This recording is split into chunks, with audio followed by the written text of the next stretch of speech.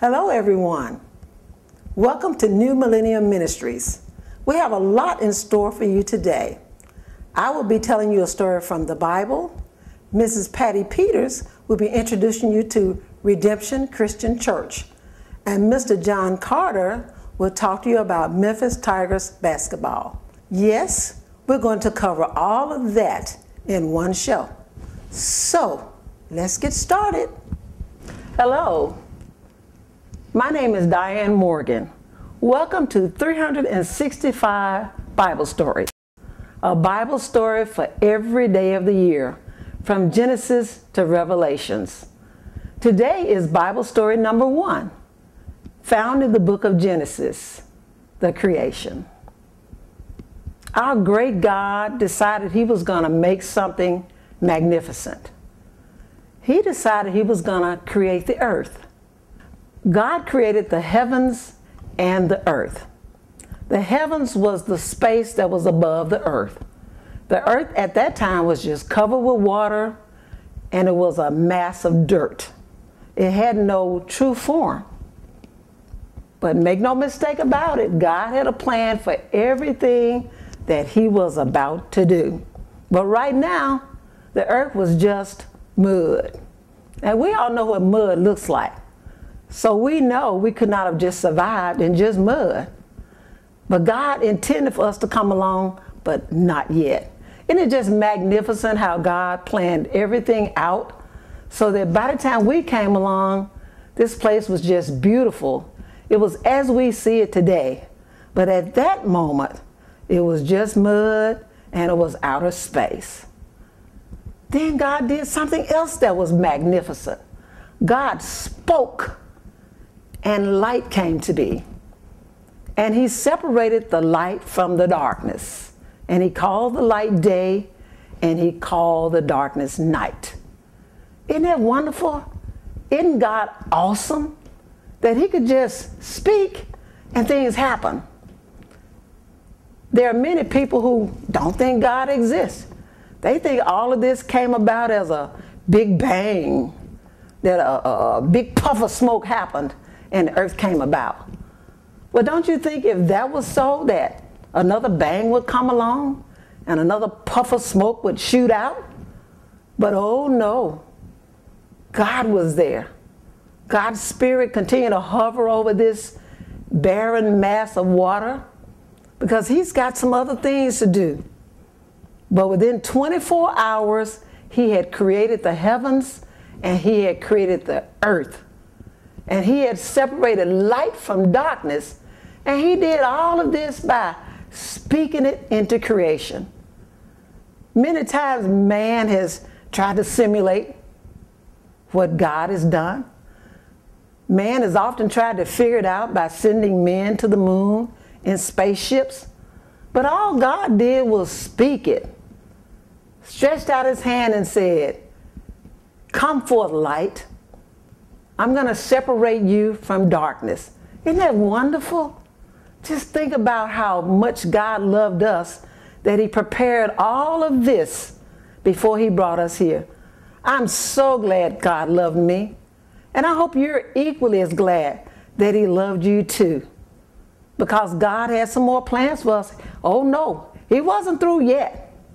Because the next day, He did some other things. Decided He was going to make the sky. And that became a barrier between the heavens and the earth. And then He made the earth solid. And He separated the waters so that we could have dry land to step out on when He decided He was going to create us. So on the second day, God brought out the sky. He separated the heavens of the sky from the earth. So there was water in the sky, which is where our rain comes from, which is where our clouds are. And then there's the firm part, which is the earth as it is now. And then there's the great water part, which are our oceans and our seas. Isn't God magnificent? There's no thing and no other being that could have done that. We know that because nothing else has changed. There's no new earth. There's no new sky. There's no new clouds.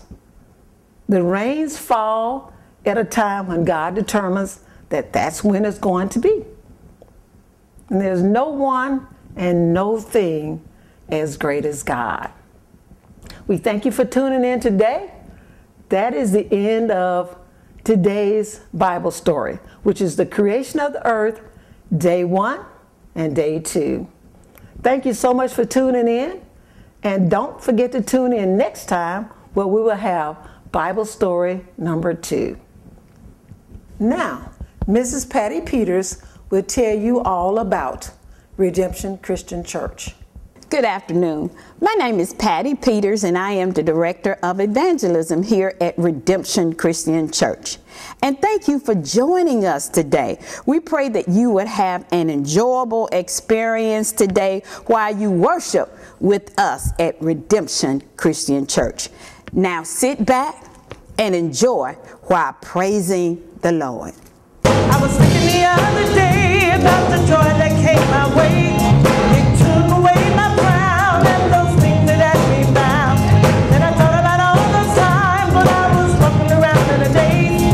But today I stand before you with nothing but praise. Oh Lord, we praise. Come on, everybody. Come on and give them praise. Oh Lord, we praise you. Yes, we do. Oh Lord, we praise you.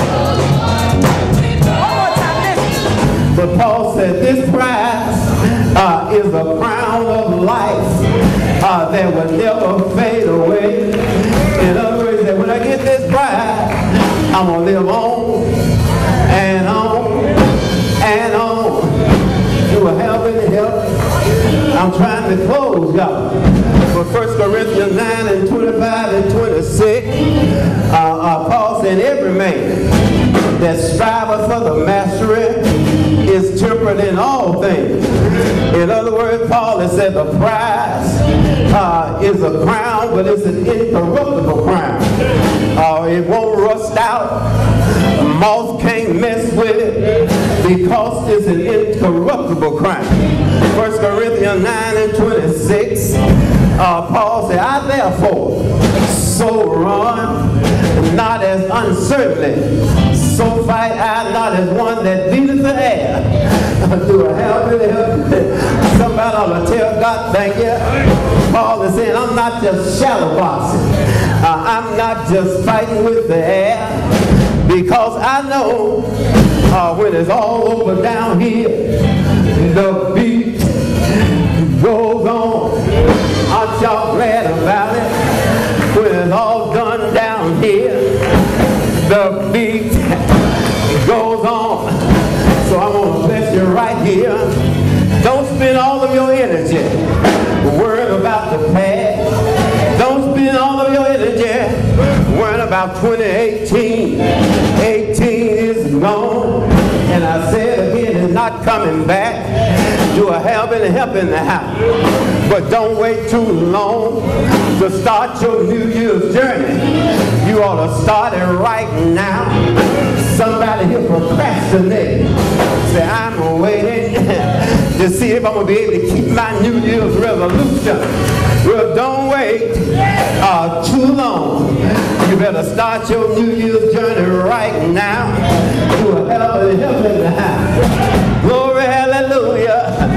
Ain't he all right? Do y'all know he's all right?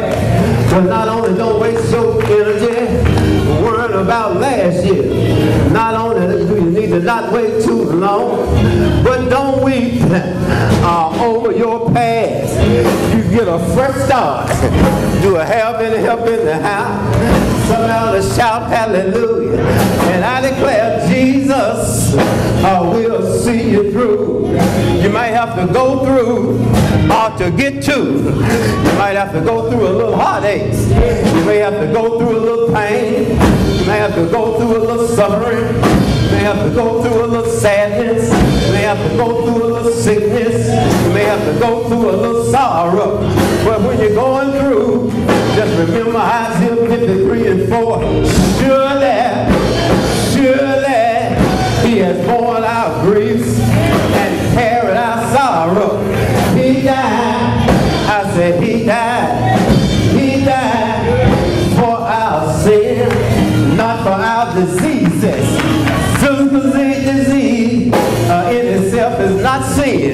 but it may be a result of sin. But he bore our sin on a hill called Calvary. Y'all know the story. They put a cross on his back. They X'd him out. They crossed him out. Friday, he died. Saturday, he died. Sunday, he got up with all power in his hand. So you don't have to worry. Jesus is alive and well. Ain't he all right? Ain't he all right? Same God, same Jesus that was with you in 18. Same Jesus is with you in 19. He is a 12-month God. He is a 24/7 God. Ain't he all right? Say yeah. Tell God thank you. Glory, glory, hallelujah. Anybody here want to sign up? Somebody here might want to sign me up for the Christian Jubilee. Hey.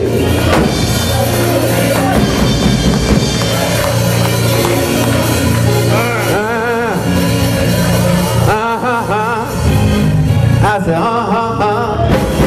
I said, I thought I was through, but I'm stuck right here. So I got just a little bit more to go with this. And here it is right here in the words of a song that goes something like this. It said, another year is dawning.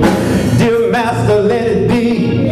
In working or in waiting, another year with thee. Another year of progress. Another year of praise. Another year of proving thy presence all of the days. Another year of service, a witness for thy love. Another year of training for a holier work above. Another day is dawning. Dear Master, let it be. Let it be on earth, or else in heaven. Another year for thee. Say amen. Shout amen.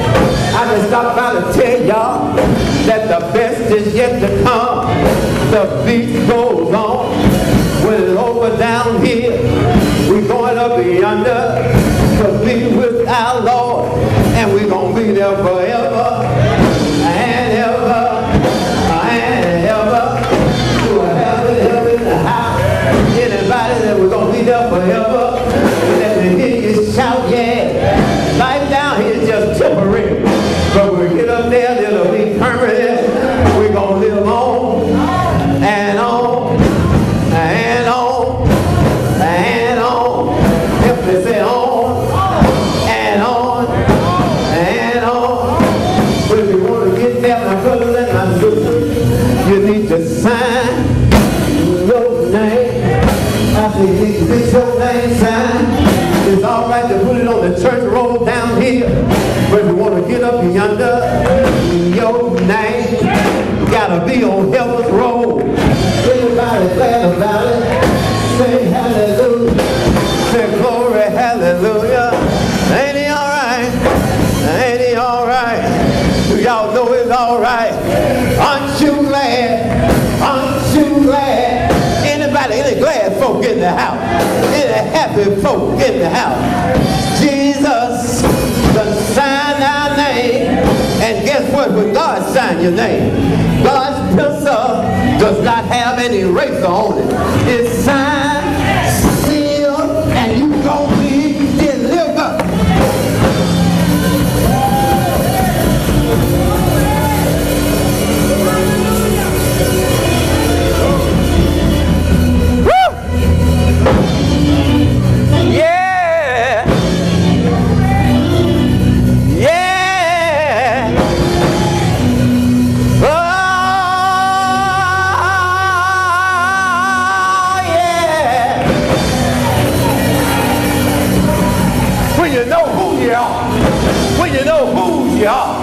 When you know what he's done for you, when you know that he died and was buried and rose and set you free, you can rap back and bend your knee. Yeah!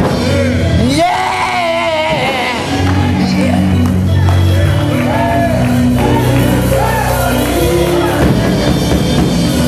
Yeah! Ain't nothing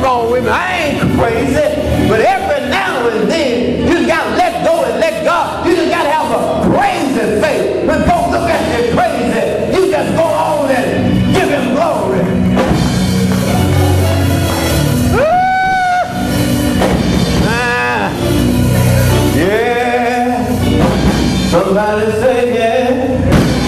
Somebody say yeah. That's my bass voice. But let me use my tenor voice.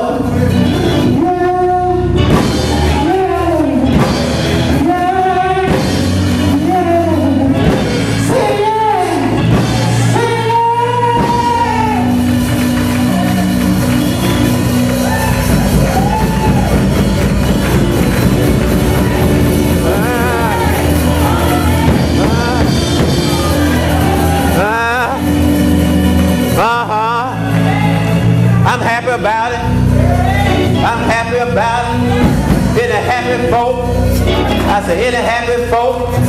I'm happy about a lot of things, but I'm so happy to be in God's service one more time.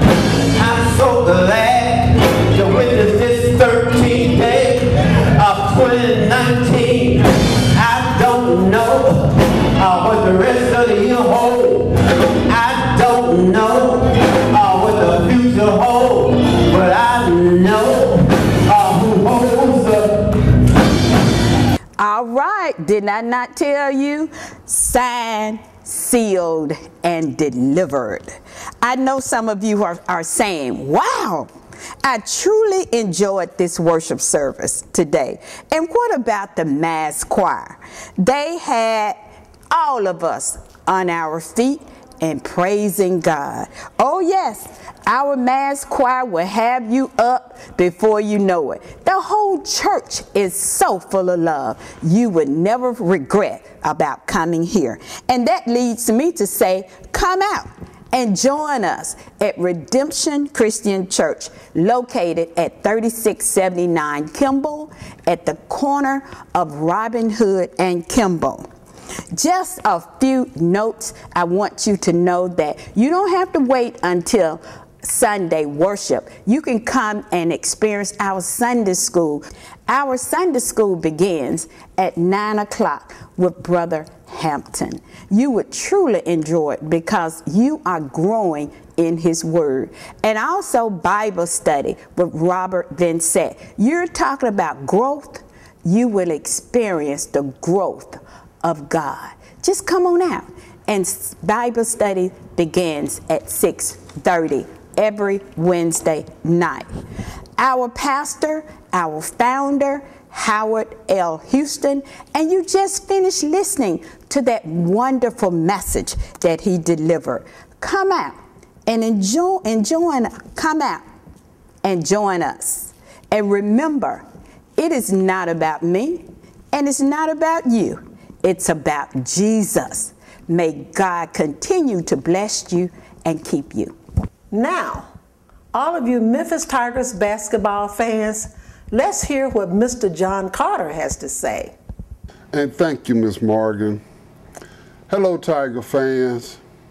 You know, I've been a diehard Tiger fan ever since, well, it's been some years.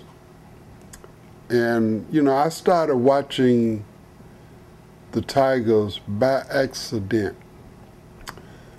I was in the Navy, stationed in Jacksonville, Florida one day, and I was at home, didn't have nothing to do, and I got to flicking through the, what was it, 4 channels, 3 or 4 channels at that time.